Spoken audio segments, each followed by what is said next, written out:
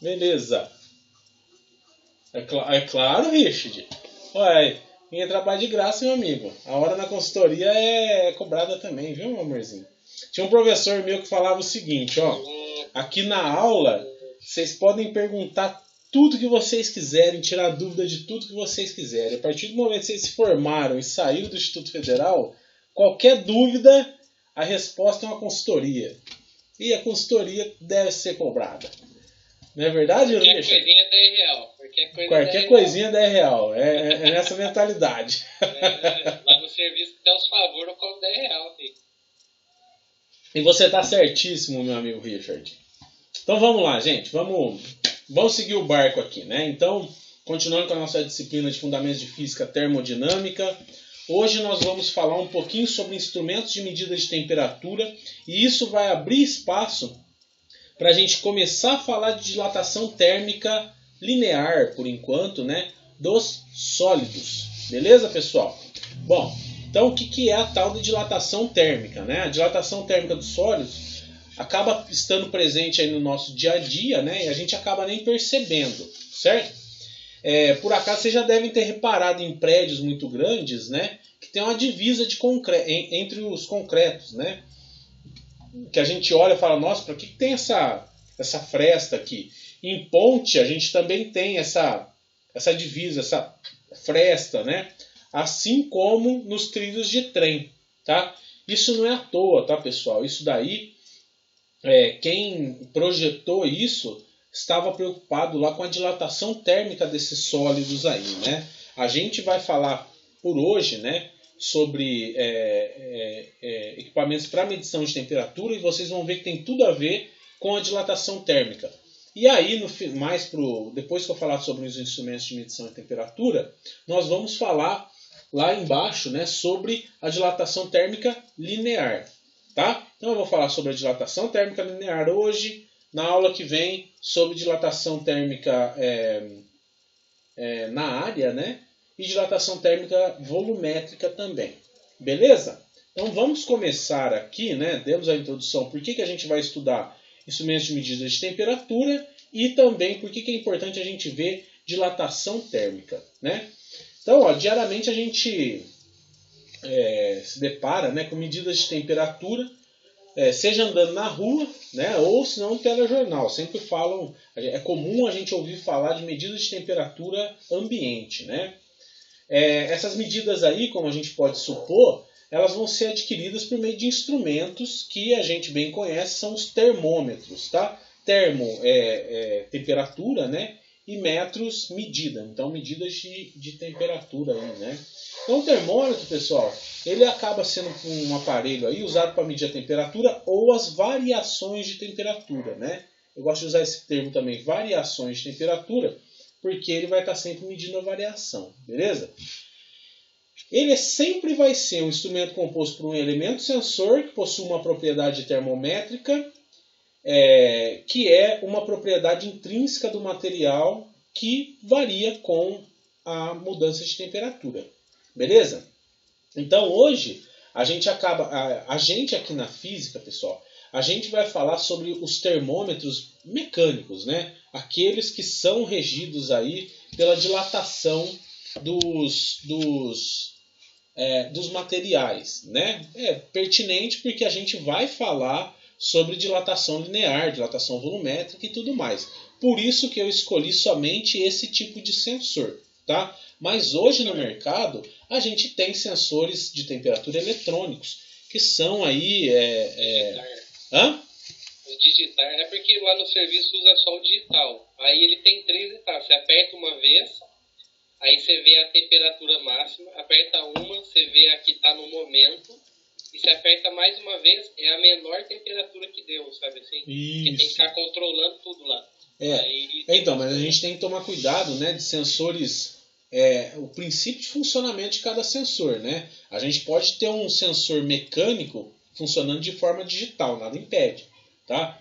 Talvez seja mais complexo, mas a gente pode ter isso, certo? E a gente tem os sensores eletrônicos. A gente não vai entrar nesse nível de detalhes, tá? Porque o que eu quero chamar a atenção, pessoal, é sobre a dilatação térmica, tá? E, de fato, né, a gente tem diversos tipos de sensores, de termômetros, né? E o que a gente está acostumado de ver é esse eletrônico, né? E aqui ele tem um componente eletrônico aqui. Isso, põe embaixo do braço. Ele tem um componente eletrônico aqui, só que a gente também tem os mecânicos, né? Que eu vou explicar com mais a fundo aqui nos próximos slides. E esses daqui também são eletrônicos, mas tem uma construção diferente aí, eles associam a mecânica com a eletrônica. Beleza? Então vamos lá, né? Os termômetros de dilatação de líquidos, pessoal, eles são os primeiros termômetros feitos pelo homem, tá? Então, como a gente vai ver nas próximas aulas, os materiais líquidos eles se dilatam com aquecimento e se contraem com o resfriamento, tá? Segundo a lei de expansão volumétrica, a qual relaciona o volume com a temperatura e um coeficiente de expansão que é próprio de cada material, tá bom? Então, aqui, por enquanto, a gente vai ver só dilatação linear, tá? Só dilatação em um único sentido, certo?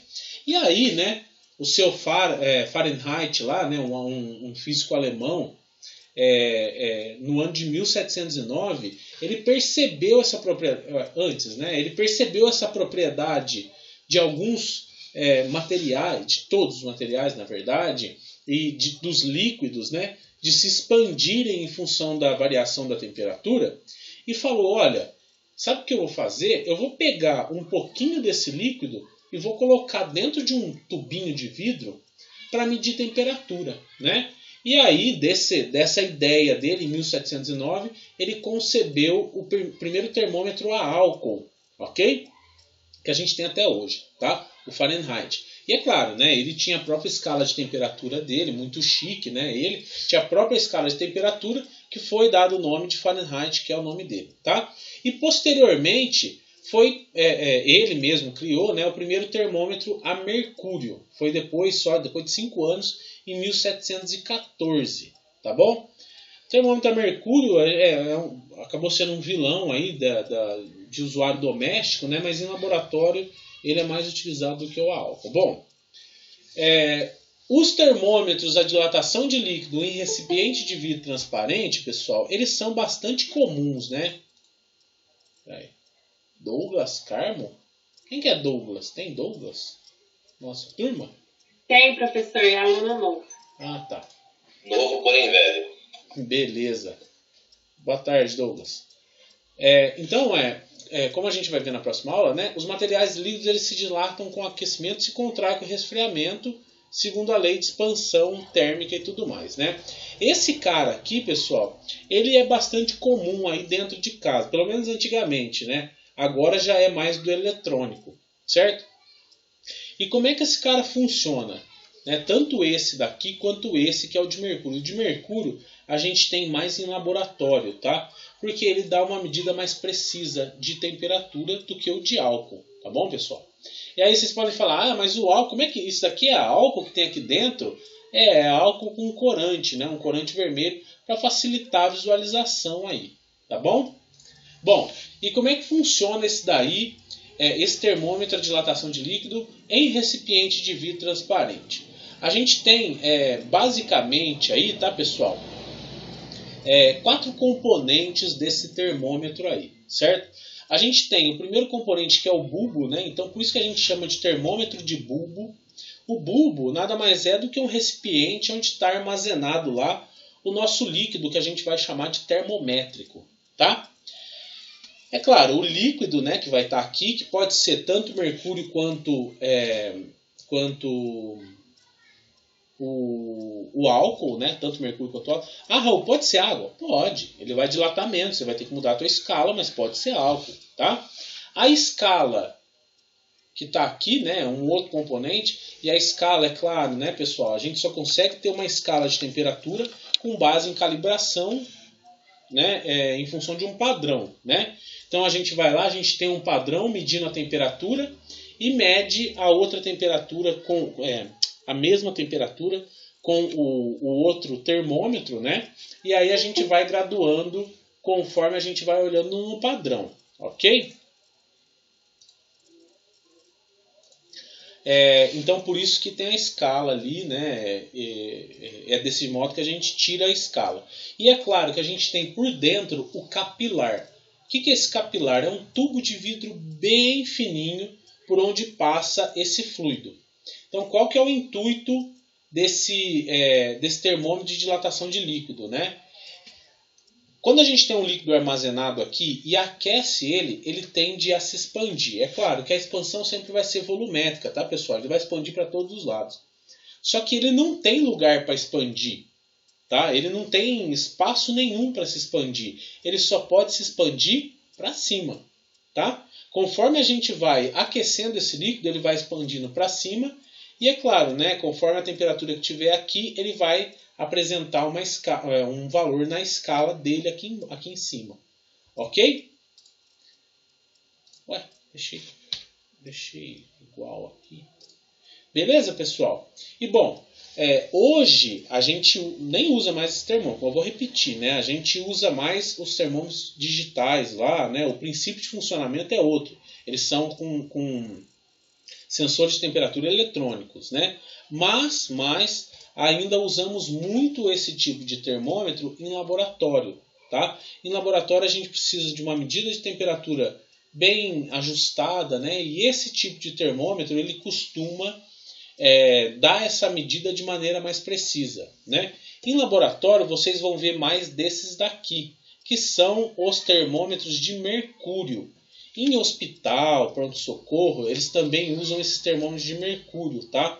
Por quê? A dilatação térmica do mercúrio ela é um pouco mais linear, né? Ela acontece de maneira mais controlada, né? O do álcool com altas temperaturas ele pode variar um pouquinho, certo? Não que seja ruim, tá, pessoal? Tem bons termômetros de mercúrio, de álcool aí, né, no mercado, mas, né, quando a gente quer uma medida um pouco mais acurada, a gente acaba usando de mercúrio, né? E aí existem diversos tipos de encapsulamento, né? A gente pode ter um termômetro desse daí para utilizar em tanques, na parte industrial aí mesmo, né, que vocês podem se deparar aí, né, com esse tipo de sensor aqui. A diferença dele é que ele tem um encapsulamento bem mais robusto do que esse daqui, né? Então é de inox ou é de alumínio e tudo mais. E o elemento sensor fica protegido também por essa bainha, que pode ser de aço, latão, coisa do tipo, né? Geralmente bons condutores de calor. Tá bom? E também a gente tem aqueles mais vagabundinhos que a gente põe lá na parede do quarto para ver a temperatura do dia. Beleza? Então, sobre os termômetros de dilatação de líquido, com recipiente transparente, é isso, tá? A gente vai ver a temperatura, vamos dizer assim, medir a temperatura por meio de uma escala externa, tá? Então, a gente vê direto a dilatação do líquido termométrico ali em uma escala. Ficou alguma dúvida sobre isso daí, pessoal?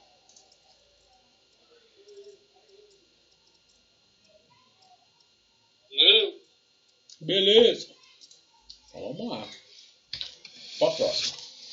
Bom, seguindo essa linha aí desse tipo de termômetro, nós vamos ter agora os termômetros de dilatação de líquido em recipiente metálico, né? Esse tipo de termômetro aí, pessoal, o líquido preenche todo o recipiente metálico, né? Então a gente tem um bulbo aqui, né, com um líquido que pode ser mercúrio ou álcool etílico. A gente tem um capilar, certo? E aqui em cima, ó, a gente vai ter um tubo de Bourbon. Eu não sei se vocês lembram do tubo de Bourbon, quando a gente teve aula lá no semestre passado, né, de física mecânica, quando a gente estava falando de mecânica dos fluidos, mais especificamente de pressão, né, que eu apresentei alguns sensores lá de pressão, né?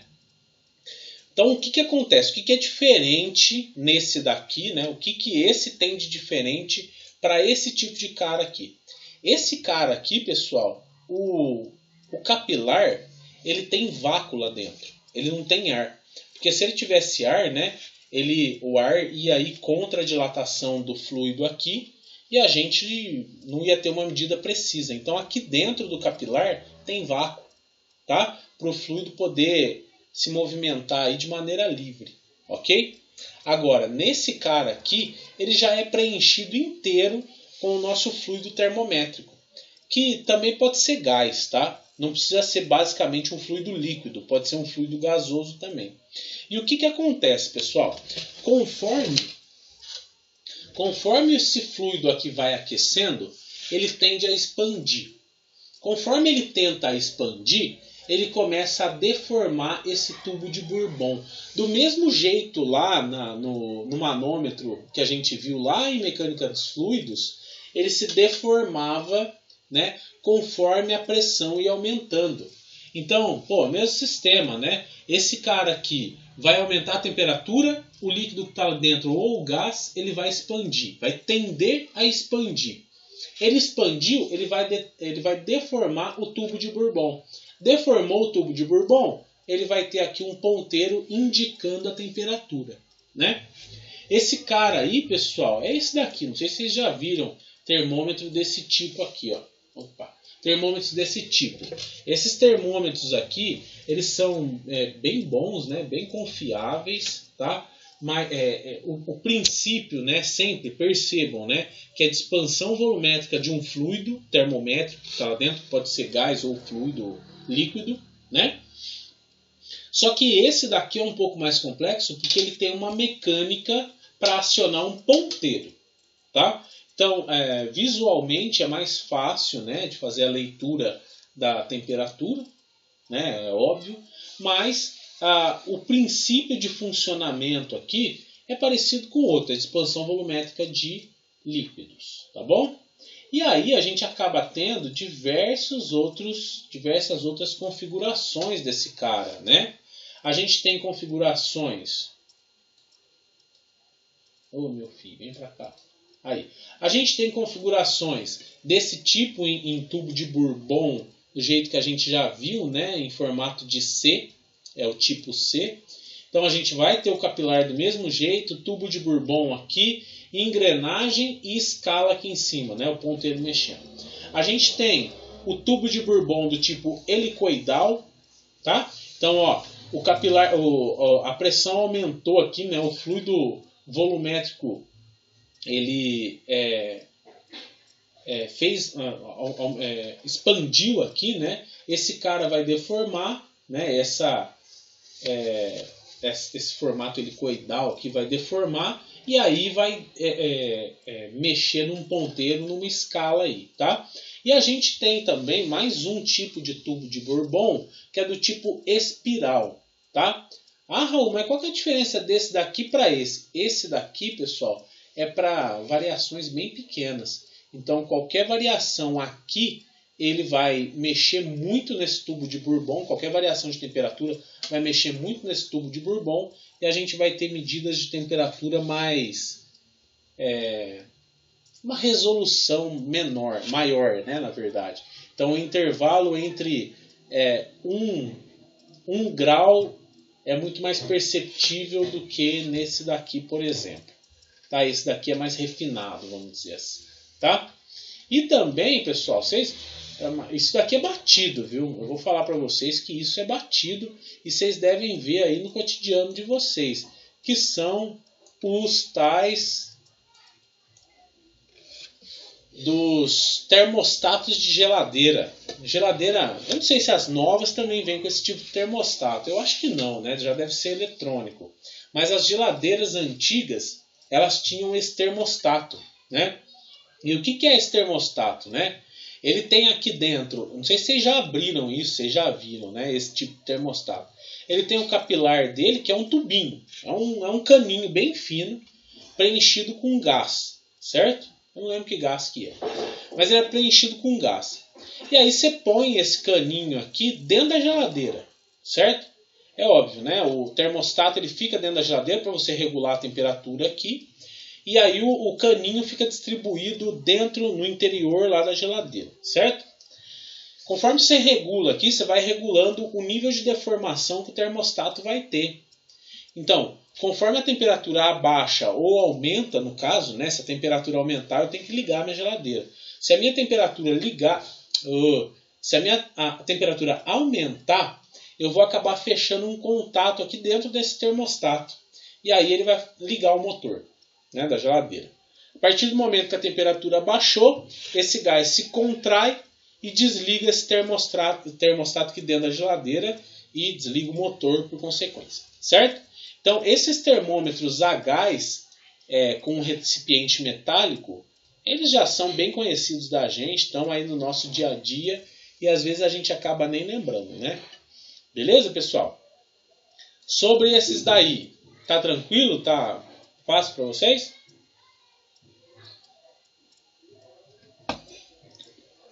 Tranquilo. Beleza. Essa parte aqui, começo da disciplina, é bem tranquilo, né? Bem fácil. Agora, ó, nós temos um outro tipo de termômetro, pessoal, também levando em consideração essa coisa de dilatação térmica e tudo mais, que são os termômetros da dilatação de sólidos, que a gente chama de termômetros bimetálicos. E eu vou dar outros exemplos para vocês também mais para frente, tá? Esse tipo de termômetro aí, pessoal, ele é baseado no fenômeno da flexão térmica, ok? Essa flexão aí, ela acaba acontecendo sempre que a gente junta dois metais diferentes, certo? Então vamos supor que a gente tem cobre e alumínio, ou se não, ferro e alumínio, vai? Aço e alumínio, que o ferro é o minério, o aço já é o metal mesmo, né? Mas o ferro também é metal, mas beleza. Mas vamos supor que você solde ferro e alumínio, tá? O ferro, ele tem um coeficiente de expansão térmica diferente do alumínio, tá? Então quer dizer, o alumínio ele vai acabar se deformando mais conforme aumenta a temperatura. Se ele se deforma mais, vocês concordam comigo que o de cima deformando mais, ele vai tender a flexionar para o lado de baixo? E se o de baixo dilatar mais, ele vai tender a se flexionar para o lado de cima, certo? Então isso daqui, pessoal, é como funcionam esses termômetros bimetálicos, tá? Agora eu não sei, né? Se vocês isso daqui é puramente mecânico, né? Não sei se vocês já viram isso, mas eu vou mostrar um exemplinho aqui para vocês, ó. Nesse tipo de equipamento aí, pessoal, a deformação do par metálico é o que vai causar a movimentação do ponteiro. Então a gente tem um par metálico, ele pode estar helicoidal, ele pode estar em diversas configurações aí, né? E aí é ele próprio que vai fazer a movimentação do ponteiro aqui na nossa escala, tá? Então, é direto o par bimetálico mostrando uma temperatura. Vou repetir, né? Ele tem que ser calibrado, a gente tem que ter um padrão, um método de comparação para a gente elaborar essa escala. Mas a dilatação do par bimetálico é que vai fazer acontecer essa movimentação do ponteiro. Ok? Bom, eu não sei se vocês já ouviram falar, né? Que esse par bimetálico... Deixa eu ver se alguém falou uma coisa. Cristiano, lâmpada bimetálica. Se não me engano, a tecnologia utilizada do ferro de passar roupas é a mesma. Ah, eu vou... Boa observação. Tem a lâmpada bimetálica, que eu não sei. Sei lá como é que...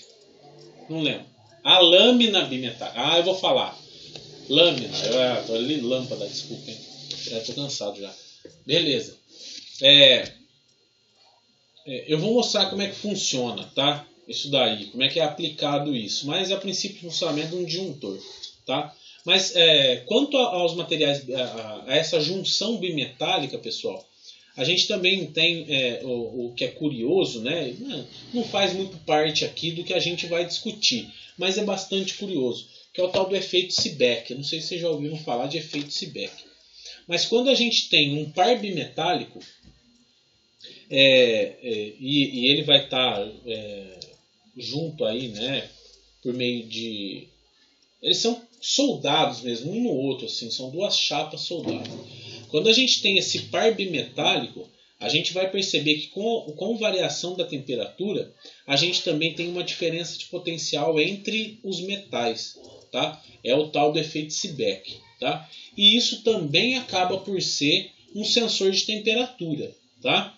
Só que, é claro, né? Quando a gente fala de par bimetálico, a gente está falando de áreas bem maiores. Então são duas chapas soldadas, tá? Quando a gente fala de junção bimetálica lá com termopares, que não é muito o foco do nosso estudo de hoje, a junção bimetálica lá que causa o efeito Seebeck são os dois materiais como se fossem derretidos e fundidos juntos, né? Então aquela bolinha de junção dos dois materiais, dois metais, né, é o que vai ser o nosso elemento sensor. E é curioso, né, porque aquela junção bimetálica ela vai causar uma diferença de potencial entre os terminais ali na casa de milivolts, tá? Bem baixinho. Mas é interessante, né? Conforme vai variando a temperatura, a gente tem uma variação na tensão desses dois fiozinhos aí também, tá? Mas para fins de curiosidade por enquanto, tá? Vocês talvez vejam mais para frente isso daí. Beleza, pessoal? Bom, então sobre esses termômetros aí bimetálicos, ficou claro para vocês? Tudo certo? Acho que sim, né? Bem tranquilo por enquanto. Vai ficar mais chato na hora que a gente entrar lá com a parte de mecânica dos fluidos, não, fenômenos de transporte.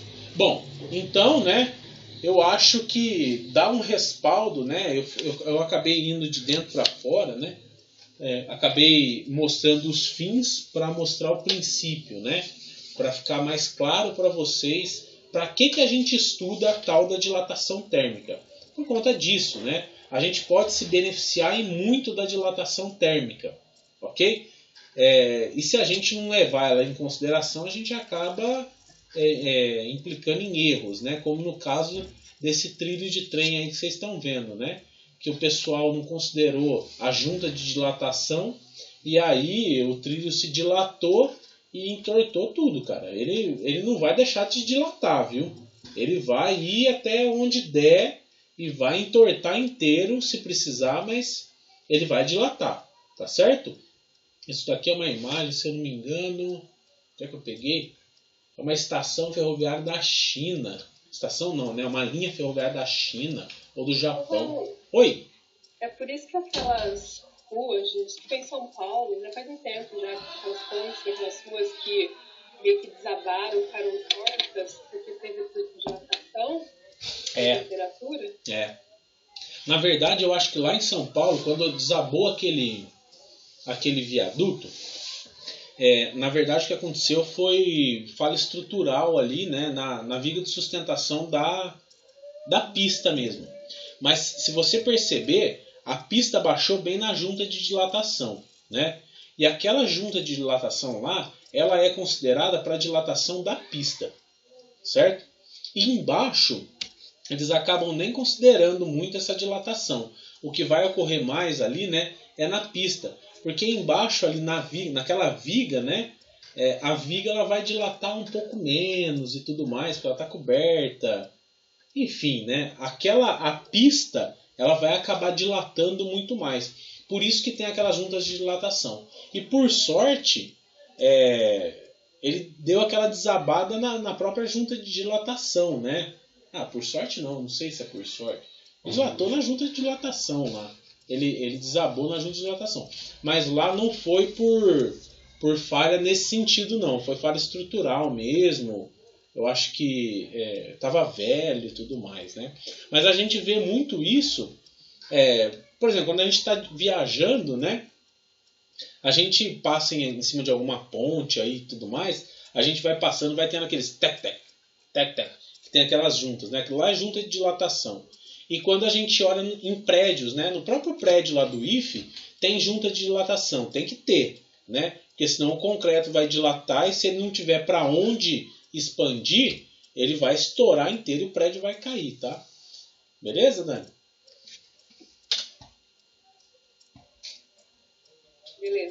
Beleza. Então vamos lá. Bom, como a gente viu, né, a gente tem que considerar aí a junta de dilatação. Então, pessoal, na dilatação térmica, a gente pode observar que existe uma relação entre a temperatura e o movimento dos átomos através do fenômeno da dilatação térmica, tá? Então eu dou um exemplo aqui, eu trouxe o exemplo por meio dessa figura, né? Na estrutura de um sólido cristalino, quando eu falo sólido cristalino, pode ser um aço, um metal, ou mesmo uma rocha, né? Coisa do tipo, tá? Então, num sólido cristalino, a gente tem um arranjo de átomos, certo? E esses átomos aí, eles acabam estando unidos aí por ligações químicas que vibram em torno de posições de equilíbrio, certo? Quando um sólido aumenta a temperatura dele, cada molécula desse sólido vibra com uma maior intensidade. Vocês lembram que eu falei na outra aula? Que conforme a temperatura vai aumentando a agitação das moléculas do material, né? Então, se aumenta a amplitude de oscilação dessas moléculas, vai resultar no aumento da distância média entre os átomos, tá? Se eu estou aumentando a agitação e aumentando a distância entre os átomos, pois então eu vou ter uma dilatação, certo? A maioria dos sólidos e líquidos aumentam de volume quando aquecidos e se contraem quando resfriados. Beleza, pessoal? Então, ó, essa imagem aqui ela acaba por demonstrar bem aí o que eu estou querendo dizer. E eu deixei um videozinho do YouTube aqui, ó, separado, para a gente dar uma olhada. Quer ver?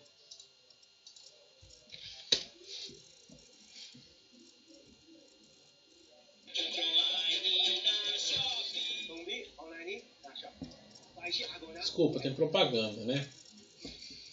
Olha só, pessoal. Esse vídeo aqui é muito interessante porque quem é da área da mecânica aí, sei lá, eu acho que tinha um aluno que era mecânico de moto e tudo mais, vai saber falar isso, vai falar com propriedade. Mas quando a gente quer colocar um rolamento em um eixo, o que a gente faz? A gente aquece o rolamento e resfria o eixo. Por quê? Os dois têm que ter a mesma medida ali de diâmetro entre o eixo e o encaixe do rolamento, tá? Porque isso daqui tem que entrar justo, mais justo tem que ser a mesma coisa, tá? E aí quando a gente resfria o eixo e aquece o rolamento, a gente está contraindo o eixo e expandindo o rolamento. Quando esses dois aí estão nessa diferença de temperatura, eles vão encaixar que vai bonitinho. A partir do momento que eles entrarem em equilíbrio térmico, não tem Cristo que tire aquilo de lá. Quem que abriu o áudio aí? Quer falar? Perdão. Ah, achei que você queria falar alguma coisa. Não, depois eu falo. Tá bom. O estralo dos móveis quando faz muito calor, a baixa temperatura, tem a ver com... Tem a ver. Aquele estralo que dá de vez em quando é dilatação térmica. Vamos ver aqui então, ó, como é que funciona isso daqui. Fazer um vídeo ensinando como colocar o rolamento, aquecer o rolamento com um soprador térmico. Bom, vamos lá. O Jonathan vai aquecer ele para nós. Aqui, pessoal, perceba que eles estão aquecendo com um soprador térmico. Então, o eixo aqui, eles não estão resfriando, né? Mas o eixo, eles são tão justos que qualquer dilataçãozinha do rolamento já vai fazer ele entrar no eixo. Aí vocês vão perceber, né? Que ele vai aquecer até uma determinada temperatura para poder dilatar para entrar no eixo. E como eu falei, depois que entrou, não tem Cristo que tire isso daí, tá? E isso daí é feito até em rolamento de motor, tá bom? Vamos ver, ó. Ele fica aquecendo lá.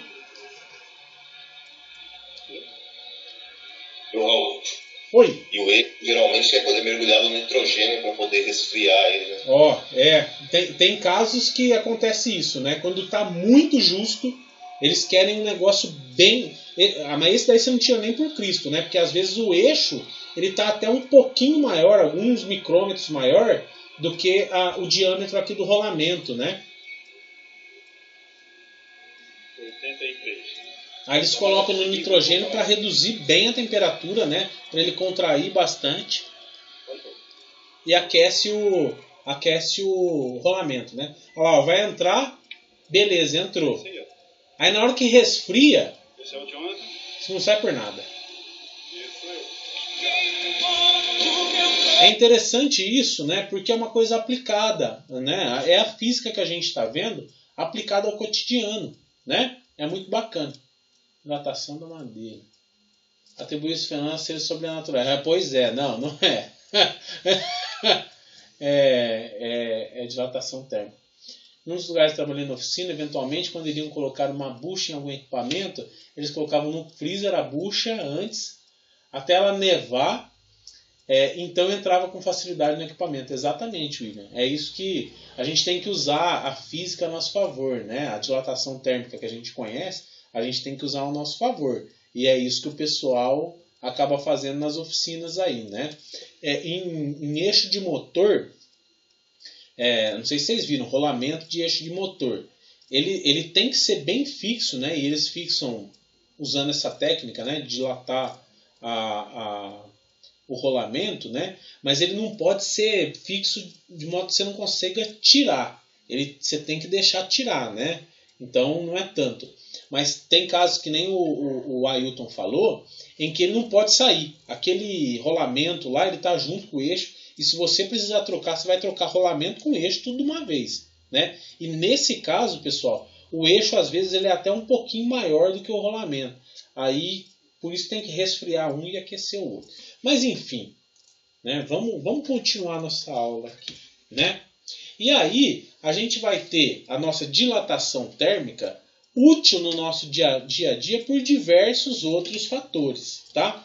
Por exemplo, quando você quer afrouxar a tampa metálica de um vidro, né? Se a gente quer abrir o vidro de palmito, agora que a gente conhece essas propriedades físicas dos materiais, a gente vai e taca o vidro de palmito, a tampa do vidro de palmito numa água quente, e aí ele vai expandir e nós vamos conseguir abrir. Olha que beleza, é claro, usando um pano, né? A tampa de metal aí, no caso, ela vai se dilatar muito mais do que o vidro, né? Porque tem um coeficiente de dilatação térmica muito maior, né? E nós também podemos utilizar da dilatação térmica em disjuntores bimetálicos, né? Que são instalados aí em quadros de distribuição residencial. É mais ou menos não, é o que o Cristiano falou, né? Em ferro de passar roupa, conforme ele esquenta muito, aí fecha um relé, né? Ele fecha um contato, ou abre um contato no caso, né? Porque se ele ficar esquentando eternamente, vai queimar tudo, né? Vai pegar fogo. Então o que acontece? É o mesmo princípio dos termômetros aqui bimetálicos, tá? A gente tem um bimetálico, ok? E a corrente elétrica vai passar por ele aqui. Pô, a gente sabe que corrente elétrica, pelo efeito Joule, vai fazer esse par bimetálico aquecer, tá? E é uma liga não, né? É um par bimetálico de latão e invar. Esse invar aqui eu não lembro que liga que é essa. Mas enfim, tá? Passou a corrente por aqui, aqueceu muito esse par bimetálico, ele vai deformar e abrir o contato, ok? Bom, e isso daqui acontece, pessoal, por isso que o disjuntor é termomagnético, né? Isso daqui vai acontecer com aumentos repentinos de corrente, ou se não, correntes que estão um pouquinho acima das nominais, né? Das nominais do disjuntor, né? Porque se o disjuntor é projetado para desarmar com 90 A e tem 93 A passando por ele, talvez ele não desarme no momento que tem que desarmar, né? Com 90. Mas como ele tem uma corrente um pouco maior, aos pouquinhos esse par bimetálico vai aquecendo. E aí ele aqueceu, vai abrir. Ok? Eu deixei mais um vídeo do YouTube aqui para a gente ver. Deixa eu ver se alguém falou alguma coisa. Eu furava. Agora você já sabe, esquenta a tampa. Ah, furar o quê? Larga a mão de ser boba. Aí você precisa usar a tampa de novo, você não consegue. Para retirar, você não tinha pressão, Mas aí você precisa usar a tampa, eu gosto de usar a tampa. Mas beleza, vamos ver esse outro videozinho aqui que eu separei para vocês, ó.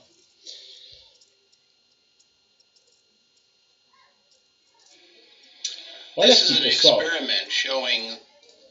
Esse daqui é um experimento que a gente até tem lá na escola. Infelizmente, né, não estamos no laboratório, não dá para fazer. Mas o que acontece aqui? A gente vai analisar a expansão térmica, né, ou a dilatação térmica de uma barra de alumínio. Tá? E aí a gente tem um equipamentinho aqui, né, uma engenhoca montada aqui, que vai dando uma estimativa de quanto essa barra de alumínio está se expandindo. Então percebam que desse lado aqui está travado e desse outro lado aqui a gente não tem trava nenhuma, né? Ele pode se expandir para cá o quanto ele precisar, tá? E para cá a gente tem esse esquema aqui de ponteiro, como se fosse um ponteiro, né? Esse mecanismo engenhoso aqui, para mostrar para a gente o quanto que está se expandindo essa barra de alumínio. Então vamos dar uma olhada. Ó. E aqui eu estou considerando só expansão linear, tá? Vamos ver. Ó, tá em inglês, perdão, tá? Mas eu quero que vocês vejam o fenômeno, se concentrem no fenômeno.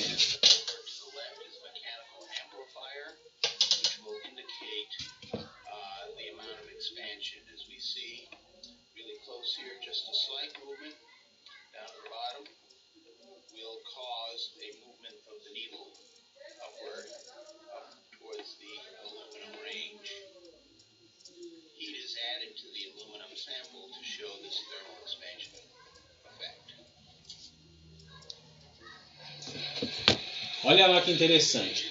Ele explicou, né, que ele vai aquecer a barra de alumínio até um ponto que ela começa a se expandir. Então ele pega lá o fogo e taca ele na barra de alumínio. Olha lá, ó.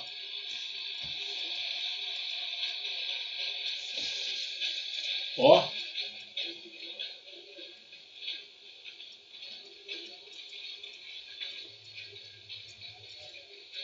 Olha lá, vocês percebem que conforme a temperatura vai aumentando, eu vou tendo a dilatação da barra. É uma dilatação bem pouquinha, mas esse equipamento aqui ele vai mostrando, né, em uma escala bastante alta aí, né? É bem interessante.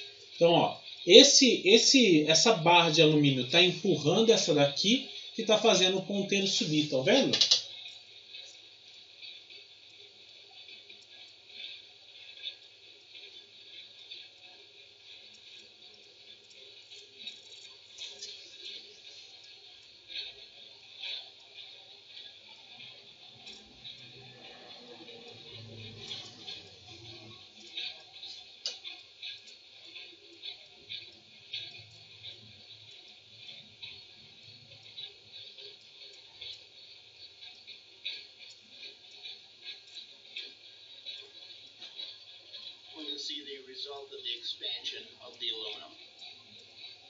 Aí ele fala para a gente ver, né, pela escala, o resultado da expansão térmica da barra aí. Então, isso daqui a gente tem na escola, infelizmente não dá para usar ainda, né, mas logo a gente consegue, tá? Então percebam, pessoal, que nesse caso aqui a gente só está considerando a dilatação linear, certo? É bacana, né? Eu acho bacana também. Acho bacana pra caramba. E aí, ó, nossa, eu perdi a noção aqui. Aí, pessoal, ó, essa dilatação linear, ela consegue ser mensurada. Só que assim, né, a gente está vendo de maneira bem aproximada e tudo mais, né? Mas no caso dos corpos sólidos, pode acontecer que desejamos calcular apenas a variação em uma das dimensões. Por isso que a gente chama de dilatação linear. Vocês veem, o que importa para a gente, pelo menos nesse caso aí, da dilatação dessa barra de alumínio, é a dilatação linear. A volumétrica não vai interessar muito para a gente por enquanto, tá?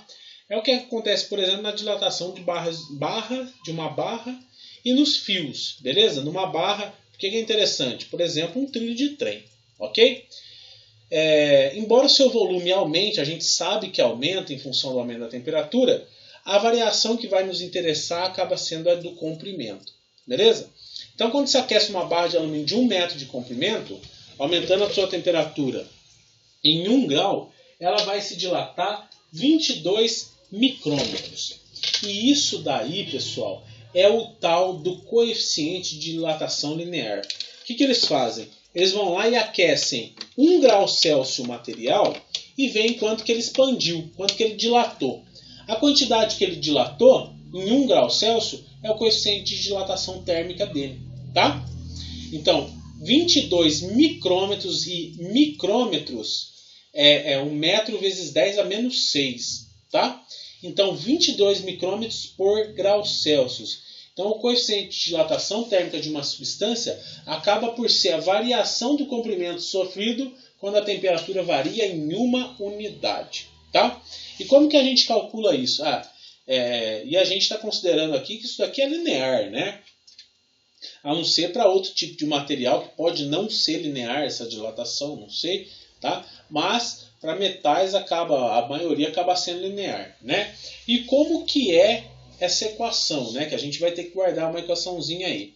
A variação no comprimento da barra vai ser igual ao coeficiente de dilatação térmica vezes o comprimento inicial vezes a variação na temperatura. Ou senão, a gente pode ter uma segunda situação em que a gente só queira saber o comprimento final dessa barra.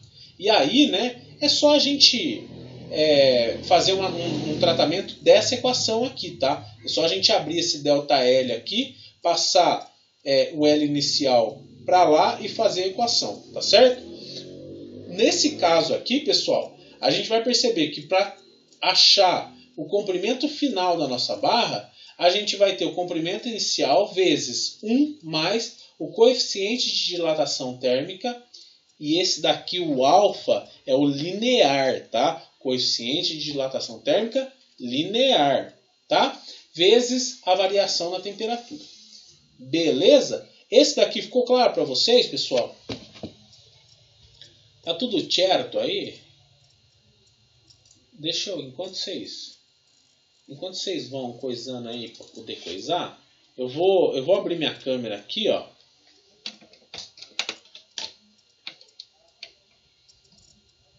Pra gente fazer um exemplinho aqui, tá?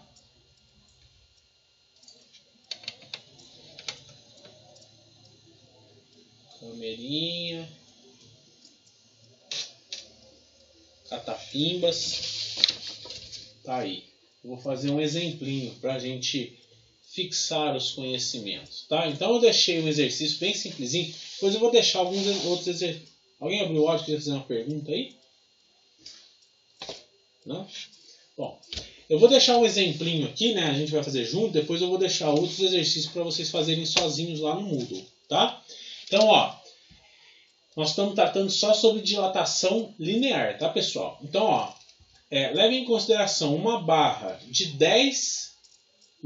a 10 graus Celsius, tá? Com um comprimento, então eu até vou colocar aqui, ó, por enquanto vocês não estão vendo, só estou anotando informação, tá? A temperatura inicial sendo 10 graus Celsius e o comprimento inicial sendo 90 metros. A gente tem que ter comprimento em metros, né?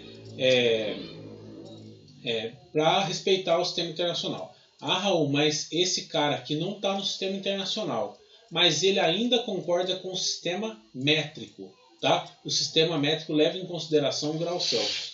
Por isso que a gente pode usar graus Celsius nas nossas contas, mas aí a gente vai estar mudando de sistema de medida e indo para o sistema métrico, ok? Mas enfim, podemos usar aqui como é que chama? O grau Celsius, tá? Então uma barra a 10 graus Celsius tem comprimento de 90 metros, sendo feita de um material cujo coeficiente de dilatação linear médio vale 19, então vou colocar aqui o alfa valendo 19 vezes 10 a menos 6 metros por grau Celsius, beleza? A barra é aquecida até 20 graus Celsius, então a temperatura final aqui é de 20 graus Celsius, beleza? Ele pede para você determinar duas coisas: a dilatação ocorrida e o comprimento final da barra. Beleza? Então olha só, pessoal, ó. Deixa eu ver se alguém falou alguma coisa aqui. Bom, ó, eu vou abrir aqui a minha câmera, né? Então eu anotei aqui os dados, né? Então a gente tem uma barrinha que inicialmente tem 90 metros. 90 metros, hein? É bastante metro. E está a 10 graus Celsius, certo? E num segundo momento, ela vai ter um comprimento maior, né? Só que um comprimento X, só que ela vai estar com 20 graus Celsius. Beleza? Então, eu peço para você calcular qual que é essa variação do comprimento. Então está aqui a equaçãozinha. Ó. A variação no comprimento da barra vai ser igual ao alfa, né, que é o nosso coeficiente de dilatação térmica, vezes o comprimento inicial, vezes a variação na temperatura. Beleza? Então olha só, pessoal. Se eu quero achar esse cara aqui, que é a variação, ele vai ser a nossa incógnita. O alfa aqui, que é o nosso coeficiente de dilatação térmica, é o 19 vezes 10 a menos 6.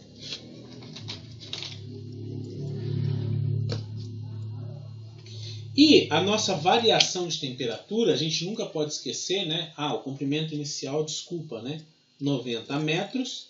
E a nossa variação de temperatura é os nossos 20 graus Celsius final menos 10. Beleza, pessoal? Bom, olha só. Se eu fizer essa continha aqui, ó, esses 19 vezes 10 a menos 6. Eu vou fazer na calculadora aqui, tá? Vezes os 90 vezes 10, que é 20 menos 10, eu vou ter aqui, ó, uma variação no comprimento de 0,0171. Então, o meu ΔL aqui vai ser 0,0171. E como eu estou falando aqui de comprimento e joguei esse comprimento aqui em metros, essa medida também vai ser em metros. Só que a gente pode querer converter para centímetros. Então a gente anda 2 casas e tem 1,71 centímetros. Então uma barra de 10 metros, se ela se aquecer uniformemente em 10 graus, tem uma variação de temperatura de 10 graus, ela vai crescer 1,71 centímetros. Certo? Que metal que é esse? Não sei, deve ser um alumínio, um aço, não lembro. Beleza? Agora aqui, ó, na segunda, ele pede o comprimento final da barra. Pô, se a gente sabe que o comprimento dela é de 90 metros e a gente teve uma dilatação térmica de 0,0171, então o comprimento final acaba sendo 90,0171 metro. Beleza? Os exercícios que vocês vão fazer é mais ou menos nesse naipão aí por enquanto, tá? Bem facinho, né?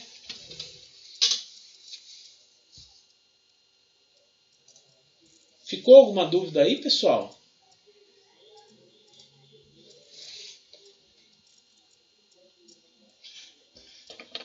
Deixar aqui um pouquinho para copiar.